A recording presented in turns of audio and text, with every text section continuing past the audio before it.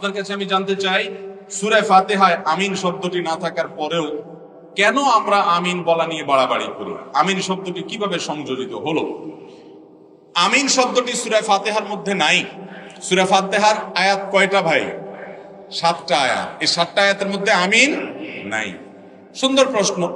তো সূরা ফাতিহার মধ্যে আমিন নাই, সেখানে এটার পরে এই আমিন নিয়ে আমরা আবার মারামারি করি কেন? যৌক্তিক প্রশ্ন। দ্বিতীয় প্রশ্ন হলো যে এই আমিন কে যুক্ত করলো? কোরআনে নাই, তাহলে কোত্থেকে আসলো?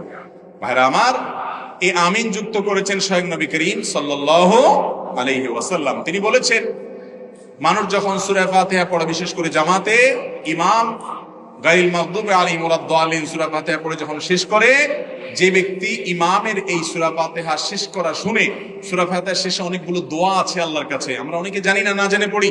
আল্লাহ আমাকে সঠিক পথে পরিচালিত করেন। কত যুবক, কত মানুষ ভুল পথে গিয়ে জাহান্নামে চলে যাবে, আমি যেন সঠিক ট্র্যাকে জান্নাতের পথে রুটে থাকতে পারি, দোয়া আছে। এই দোয়া ইমাম করার পর মুক্তাদিরা যারা আমিন বলে এবং যাদের আমিন ফেরেশতারা ওই সময় আমিন বলে, সে আমিনের সাথে মিলে যাবে, আল্লাহ রাব্বুল আলামিন তাদেরকে মাফ করবেন। ভাইরা আমার, তাদের জন্য পুরস্কার রয়েছে, সুসংবাদ রয়েছে। এই জন্য এই সূরা ফাতিহার পরে আমিন বলার কথা স্বয়ং কে বলেছেন? রাসূল করিম সাল্লাল্লাহু আলাইহি ওয়াসাল্লাম। এটা কোরআনের অংশ না, কিন্তু সূরা ফাতিহার পরে আমিন বলা সুন্নাহ। সূরা ফাতিহার পরে আমিন বলা কি ভাই? সুন্নাহ। এখন জোরে বলবো নাকি আস্তে বলবো, উভয় রকমের হাদিস আছে। ওয়াইল ইবনে হুজর রাদিয়াল্লাহু তাআলা আনহু থেকে। এটা নিয়ে গন্ডগোল করার কথা হাদিসে নেই। হাদিসে দুই রকমের কথাই আছে এবং দুই রকমের কথাই উলামায়ে কেরাম নিজ নিজ গবেষণার দলিল হিসেবে পেশ করে থাকেন। এই গবেষণাগত মত পার্থক্য নিয়ে মারামারি করা, ঝগড়াঝাটি করা কোন অবস্থাতে জায়েজ নাই।